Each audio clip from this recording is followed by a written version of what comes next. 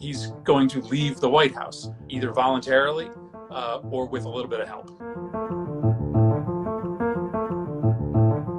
There's a question about whether or not Trump will concede. So what happens in that case? Well, there's no legal requirement for Donald Trump to concede. I've been in, probably more than one election in my life where my opponent was just so upset and sort of so full of sour grapes that they refused to concede.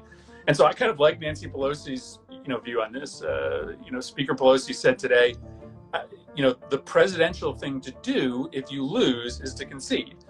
But Donald Trump hasn't done a single thing that's been presidential in the last 4 years. So I don't expect him to concede, and I don't need him to concede. If he loses this election, he's going to leave the White House, either voluntarily or with a little bit of help. That is an important point to make for people, is that whether or not he concedes, it doesn't actually matter depending on the legitimate win that comes out of it. Yeah, I mean, there is a fairly well-defined process that takes a while, right? Because you got to count the votes, you got to appoint the electors have to show up in Washington.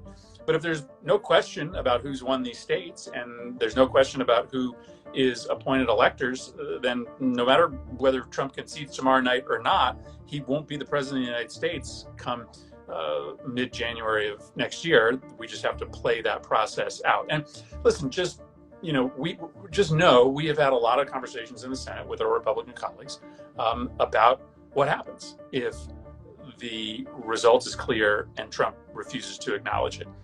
Now, my Republican colleagues have disappointed me time and time again over the last 4 years, but my hope is that in this case, they put country before party. And I think maybe not all of them, but many of them will. So that's a conversation you've had, so they acknowledge that that's actually a reality for the leader of their party.